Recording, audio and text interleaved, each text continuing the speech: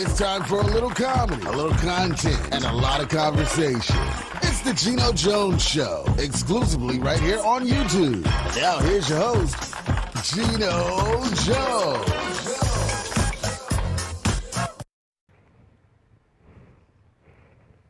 Hello, it's showtime. How you doing? I want to thank you. I want to give you a hand. Yes, I want to give you a hand for watching. For those who are watching me live, and if you're not watching me live, I'm gonna give you a hand anyway. You know, everybody's not able to watch it live at 6:30 Monday through Friday, so you got to go back and watch it at your convenience. It does not matter. Yes, I guess you kind of figured out. It's like, okay, I see the dude. I see the sign back here. He must be Geno. Yes, I am the Geno Jones Show. Yeah, I am Geno. And I come to you live Monday through Friday, 6:30 p.m. Eastern, 5:30 p.m. in Chicago, 3:30 p.m. out on the West Coast. Please subscribe to the Geno Jones channel right here on YouTube. You and everybody else, everybody that you like, that you love, that you can't stand, that you hate, strangers, aliens, doesn't matter.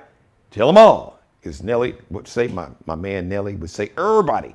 I say everybody, but Nelly would say, tell everybody to subscribe to the Geno Jones channel, like and share, or subscribe, share, and like this and every episode. All right, ladies and gentlemen, I got a very special guest running for office here in the state of South Carolina. Listen, you know, I'm all about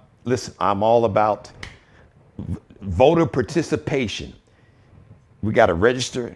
Once we register, we got to show up. Then we got to make sure that everybody else registered, but we got to check the registration because many states around America, we got the voter suppression. We got the voter nullification laws. It's on the books. You've heard me talk about that. I will continue to talk about that. And I always say, listen, voting matters. I know a lot of times, especially talking to my young brothers and sisters, my millennial brothers and sisters and Gen Zers, and even some of the baby boomers and some of the Gen Zers like me. Oh, why am I going to vote? It don't matter. Oh, it matters. If it didn't matter, those folks wouldn't be working so hard to keep you from voting. Just think about that. All right. And then when you don't vote, you allow somebody else to step in and to be in a position of power to make a decision about the future of you and your family and not have your best interest in mind. Now, I've given many lectures, many monologues. I have preached from the top of Mount Geno about that. So it's important. Voting is so important. And it is an election year. It's midterm. So I'm going to bring my guest on shortly. But today, speaking of voting, today is not just the first full day of spring, but the first day of the United States Senate confirmation hearings for Judge Ketaanji Brown Jackson.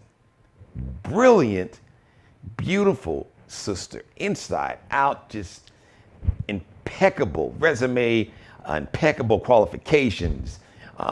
She went to Harvard undergrad, Harvard College, Harvard Law School. The sister is just brilliant, a DC native. And she's already, as a matter of fact, she's already done this 3 times, okay? Because she is a federal judge. As a matter of fact, I think like the most important like district court, U.S. District Court, right next to the Supreme Court. I think it's the 9th Circuit, but my guest will correct me if I'm wrong.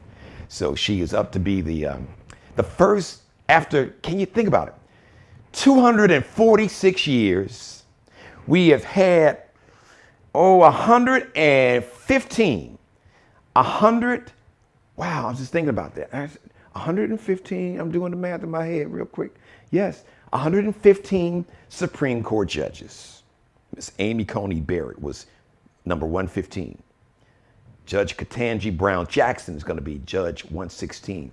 So it took 246 years, well, roughly, well, I guess the Supreme Court hadn't been around that long, but roughly 2 centuries, I'm just rounded off, and 115 judges, I think 108 of them, white men. Finally, we're going to get a black woman as a Supreme Court judge, which is way, way past due. For so many years, there have been so many qualified black men and women that should have been on the bench, which is a different conversation. But now's the time. So today was day one. As a matter of fact, She talked about her family. Her parents were there. Her dad went to law school in Miami, and she talked about, I believe, the University of Miami. She talked about her dad would sit at the kitchen table with a stack of his law books from law school, and she'd have her books to do her homework. So her dad and her mom were there. She talked about her mom, how she worked and had to work extra jobs to help provide for the family, while their husband, her husband, and Ketaanji's dad was attending law school. And she got a chance to meet one of her brothers. Her husband, her daughters were there, and a lot of supporters. So I support this sister. She's brilliant. Yes, they're about 25, easy, 25, 30, probably more, overly qualified black women that could be sitting on the bench. But I'm happy for Judge Ketaanji Brown Jackson. She said her mom and her first name is an African name. So if you get a chance to look at some video of Judge Ketaanji Brown Jackson's first day in the Senate confirmation hearings, do that. It'll do you good. I just get a real good vibe, and just the spirit. Judge Brown Jackson's spirit just, connects. You can tell when somebody's authentic, genuine, has a sense of compassion, empathy, humanity, and decency, and the sister knows the law. And like she said, she will not rule with, she will have not fear nor favor. I'm paraphrasing the phrase there. So I know tomorrow, the sideshow's going to begin. It kind of began today, but they would kind of, really kind of calm down. But tomorrow, the sideshow's going to begin. The insurrectionists, like Josh Hawley, who's trying to say, oh, she's soft on crime and, sex offenders. She gave him too lenient of a sentence, which was BS. She basically was there's a federal guideline for, I guess, somebody came in front of her, convicted, charged with some type of sex offense. And whatever that offense was, the federal guidelines, there was a certain amount of time. And Judge Brown Jackson, her decision was right in line with the federal guidelines. So she's following the federal guidelines. But no, that wasn't enough for Mr. Insurrectionist, Mr. White Power, Josh Hawley. Let's overturn, after 246 years, let's just throw democracy out the damn window. To hell with democracy. We want power by any means necessary. So Josh Hawley can miss me. And, of course, Mr. Raphael, Ted Cruz, Mr. Cancun, when my state is freezing to death. I digress. So, but tomorrow, expect the sideshow to begin. All right. Speaking of dynamic, brilliant black women, my guest today is an associate probate in Charleston County. She's presided over adult, juvenile drug courts, as well as veterans courts. She is now running to be probate judge. Ladies and gentlemen, without any further delay, and I thank you for indulging me to do my monologue / rant. Ladies and gentlemen, yes, she is running to be probate judge, and I want to welcome Tamara. Did I pronounce it right? Tamara? That is correct. It's Tamara. Tamara yes. Curry. Listen, I don't want to mispronounce anyone's name, and sometimes, folks, they fool you. I always ask, however your mama pronounce your name, that's the way I'm going to pronounce it. So welcome to the show. So first of all, I want to get your take. It's amazing how God works, because this is a great day to have you on. I've been trying to get you on, and we've been trying to put this conversation together. And as God and the universe would work it out, today not only is, like I said, the first day of spring, but it is the first day, a really historic day, the first Senate confirmation hearing for an African-American woman to sit on the United States Supreme Court bench, Judge Ketaanji Brown Jackson. So I want to get your take as a law professional and a lawyer and a judge. Give me your professional take, and I could imagine this really had to be it's got to be a wonderful day. I know the pride that I felt, but then I think about people like my mother who sacrificed so much and went through so much, who was a brilliant student, but she gave up so much, not just because of she had me young, but just being a victim of domestic and sexual violence. But I think about my wife, my two daughters, my two sisters, many of my nieces. So this is a great day for them to be able to look at TV and to see somebody that looks like them and wears their hair like them in a position to finally, even though the confirmation is not, but let me just say this, and this is me, this is not my guest. She will be on the bench, okay? You're gonna see some chicanery and some foolishness from folks that's trying to run for office, but the bottom line is, because she's already been confirmed by the Senate 3 times before. So she knows the foolishness.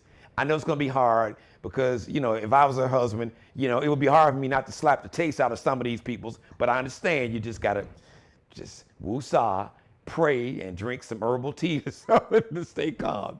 So I want to get your take. How did you feel today watching the hearings? Well, first, I want to thank you for having me on. So I'm excited to be here. And I can't tell you how much joy I felt sitting there just watching someone who looks like us. And the fact that there's only been 7 others who were not white males who have stood in that position. And as you said, when you look at the years that it took for us to get here, that's someone that my 3 granddaughters, all of my friends, my daughters, all of our daughters, and men. Yes. To actually see someone that looks like their mom. Yes. Who comes with impeccable credentials. You can say all that you want to say. She has credentials that the other justices don't have. She served as a judge for 10 years. She has presided over 500 cases. And as she said today, a lot of her orders are long because she's going to be thorough and she's going to let you know why she ruled the way that she ruled. And she has bipartisan support, and she's intelligent, she's honest, she's humble. And, as judges, it doesn't matter what your color is. You have to be impartial. You have to uphold the law. But what she brings is life experiences as she's making those decisions. And though the life experiences that she has, other people don't have. And the other thing that I just want to bring to your attention, she mentioned Constant Baker Motley. Yes. And she mentioned her several times when she first was nominated. And she actually, and the reason I want to mention her, because she has she has not Charleston roots, but she assisted Matthew Perry, who was the first African American out of the South who was appointed as a federal judge. At the time, he was not a judge. They actually represented Harvey Gantt. And Harvey Gantt went to Burke High School here in Charleston, but they had a lawsuit to help him integrate the Clemson University. Wow. And she actually represented him. And then Constance was also the first African American who sat on the federal bench, the first. And that's why she's so important, and argued 10 times before the Supreme Court and won 9 out of those 10 rulings. Wow. So she actually made the way for any female who actually sits as a federal jurist. And thank you for that history lesson, because I'm all about history. I know February is Black History Month, but here on the Geno Jones Show, every day, or like I said, my buddy Nelly would say, every day is Black History And Day. March is Women's History Month. Yes, absolutely. Yes. So we're excited for Judge Ketaanji Brown Jackson. But Tamara Curry, so first tell us about you. Who, for my viewers watching, who is Tamara Curry? So I am a native of Charleston, actually attended the public schools here. I was raised downtown Charleston, not far from the Citadel. My mother lives in the same house. We've lived in the same house for 55 years. Wow. And both my mother and my father started out as teachers. My father was actually a history teacher at Burke. when he started out, and my mother retired as a retired teacher.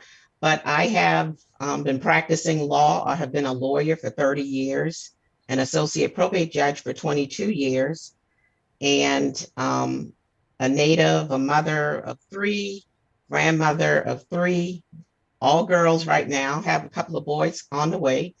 But I've worked in the community, learned working from the community from my parents. My mother went to Burke High School herself and sat in sit-ins at Crest. And so we've always been politically involved. At least that's the way that I've been raised. And I'm married to a wonderful husband, and he practices law in the city, and just enjoy working in the community and serving our community. And now, full disclosure to my viewers, now this show, this is about Tamara Curry, but I will co-sign. Her husband is a good dude. I know my man at Water for a long time, so I had to shout him out because that's my dude. Okay. You know, your son, Thank your you. family, beautiful family. So now, a couple things, two-part question. What exactly, for those who don't know, what exactly is a probate judge, and two, why are you running? If we were to take a stroll to the neighborhood hair salon or barber shop and walk in and try to solicit some votes, and folks would say, okay, we want to know, Judge Curry, first, what is a probate, and why are you running to be the probate judge here? So a lot of people really don't know what probate actually does. And I'll often get, do you mean probation? And I'm like, no, we're not talking probation, we're talking probate. Probate deals with when a person dies, actually probating their estates. And so we deal with wills, trust, and estates, making sure that whatever assets that a person has when they do pass away, that it actually goes to people, either testate or intestate. And I'm not going to be very technical. That means with or without a will. Okay. We also preside over guardianships and conservatorships. So if you have a family member who's unable to take care of themselves, doctor's appointments, dealing with their day-to-day needs, then you would have a guardian over that adult. We also do conservatorships, or preside over conservatorships, and that is the money. We do conservatorships for adults and for minors. And third, we have a therapeutic division. And if you have individuals who need assistance because they suffer with mental illness or substance abuse issues, we actually do civil commitments. And fourth, we actually issue marriage licenses. And a lot of people do not realize that all of your marriage licenses actually come through probate. And when I said lastly, our probate court also presides over 4 specialty courts. And that is the adult drug court, the mental health court, and I actually assisted in starting the first one in the state of South Carolina, veterans court, and juvenile courts. And with all of those courts, an individual has criminal charges, and instead of actually going to jail, we deal with the person, the issues as to, why they've committed the crime. And usually either mental illness or drug and alcohol has something to do with individuals who participate in those courts. And so the other thing that you asked me was, why am I running? I'm running, number one, because I have the experience. I have the leadership ability to do the job. I know the job. I've been doing the job for 22 years. And I truly believe that there are some needs in our community, in our constituents, that I want to provide. And I cannot do that as the associate. And I want to be the change agent and the person in our community to educate and to assist our constituents with some of the areas that I believe would be helpful to our citizens. Judge Curry, you're good. You set me up. My very next question I was going to ask is I believe in speaking it into existence. My grandmother taught me to name it and claim it. So if you don't mind, I'm going to say when. We're going to speak it into existence. And when you are elected, how can you bring exactly in that position? How can you use that position to bring more equal justice to the poor, the powerless, the people without privilege, communities, especially communities of color, women and other people who are usually, even though I know the whole saying that the scales of justice and Lady Luck has got the blindfold, but I think it's safe to say, and I think we in America, especially people of color, understand that money can make a big difference, but the law is not always applied equally when it comes to those that look like you and I. So what is, you addressed it, and I want you, if you don't mind, just kind of go into detail how you can help bring more equal justice to those communities we just talked about. Well, first thing is Charleston County is a little over 90 miles long. And so we represent people all the way from McClellanville, all the way in between the city, North Charleston, all the way to Edisto and Hollywood. Oh, wow. I want to make sure that all of those constituents are served. And sometimes that's difficult when they have to drive from wherever they are to the city where the courts are. And so I know that it may be difficult to have a budget that may increase additional staff. So what I propose to do is to go to where the people are. And in order to do that, it means partnering with churches, other community centers. We want to make sure that those places have Wi-Fi so that our staff could possibly do a flex schedule and we would be able to go to the people. We're never going to assist in making sure that people have wills and power of attorneys, and I can't practice law, but I can partner with other organizations to make sure that we have wills clinics in those particular areas to hopefully avoid the pitfalls that we keep having with heirs property. So some people will say, well, the heirs property already exists, and yes, it does. But there are things that can be done, but you have to be educated to know what your options are. And I want to make sure that I provide that education so that people will know how to avoid foreclosures. But if you do have one, then what are my options? All may not be lost. And so education is a large part of what I want to provide. And I can tell you over the last 30 years, I have been educating the public. Wonderful. I go out in the rural areas. I offer estate workshops and heirs property workshops. But as the head probate judge, I would have the ability to direct my staff and myself and to do things that I'm not able to do, and to look at my budget and make that determination as to how to make that, how to get that done. And as the associate, I don't have that authority. And I'm glad that you mentioned that, because I think it's safe to say that the average person, when they think about or when they hear the word judge, they think about, the criminal justice system. Oh, I don't want to see a judge. I'm going to wind up going to jail or maybe a civil case. But the fact that you stressed education and educating people about things that are so important, so many times, especially in our community, that we don't have wills. And you have issues a lot of times. We have elderly parents, and with all the gentrification going on, like nationwide, not just here in Charleston County, but all around, a lot of times that we've had elderly family members, be it parents or maybe grandparents or aunts or uncles that had property, and they lost the property in some nefarious ways. So that education is so important, and I'm glad that you shared it with the viewers, let them know that, what you do as a probate judge is a little different. It's like, listen, your job is to, I guess, to put it simple, I'm not putting words in your mouth and you can say it better than me, but what I guess I would say, this is how you, because I always like to ask anyone that's running for office, if, like we talked about early, just to kind of add on to what I initially said. If we walk into a barbershop or hair salon, people want to know, okay, what is it that you are going to commit to do to make my everyday life better, not just for me, but for my family?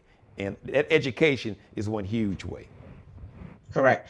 And one of the things as a sitting judge, I can't make promises, but I can tell you what I plan on doing and what my focus is. One of the other areas that I did not mention had to do with elder abuse and fraud. You can't imagine the amount of cases that we have where people have lost all of their savings over scams and people just manipulating and just preying off of the elderly. And the only way that we're going to stop that is people have to know what to look for, what the pitfalls are.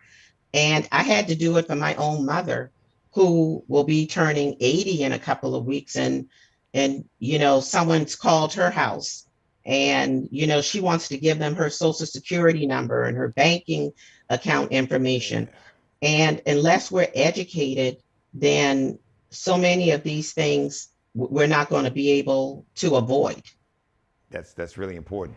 So, all right, ladies and gentlemen, so the election and this position, your position, Judge, as a probate judge for Charleston County, I wanted to ask what it's going to be, your area of jurisdiction, what you will be judge over. It's that whole area I told you, so all 94 miles. Wow. And so it's all the way from, as I've indicated, Hollywood, Edisto, all of the islands, James Island, John's Island, Kiowa, Sullivan's Island, North Charleston, the whole, all the way to the McClellanville line. That's all Charleston County. Wonderful. Our county council individuals only run in their district. However, we run the entire county. Wow. And the primary is June the 14th, and the general election is November the 8th. All right, So I'm seeking their support. I want to earn their support. And if there are any organizations who would like me to come and speak, I am available. And you can just go to curryforprobate.com, and all of the information is online. So once again, give us the website again. If you have any other social media platforms you want to share with us, feel free to do so. Correct. It's curryforprobate.com. And on there, it tells you our social media platform. And then we're also, you can follow Curry for Probate on Facebook, Twitter, and Instagram. And you can go to the website to support the judge's campaign, because definitely campaigns don't run with just love and hope and dreams. It needs some cash to go ahead and make the engine run. So y'all go on and dig it. And I just want to say one other thing. As a sitting judge, I can't fundraise, so I don't fundraise. Wow. Only the committee to elect fundraises. Did not know that. So I am prohibited under the judicial canons from fundraising. So you won't hear me fundraising. I'll ask for your support by voting for me and hopefully earning your support. So I just want to qualify that I do not fundraise. Well, I thank you for that. I apologize. No, you. That ain't I the judge. Can't. That's me. She ain't doing it. I'm doing it. I can do it. So I'm gonna keep doing it. So go learn about the campaign. For those of us that can, let's support the judge. Listen, thank you so much for your time. I thank you too. Oh, no, listen, I thank you for having me. You are beyond impressive. I'll tell Eduardo when I see him again.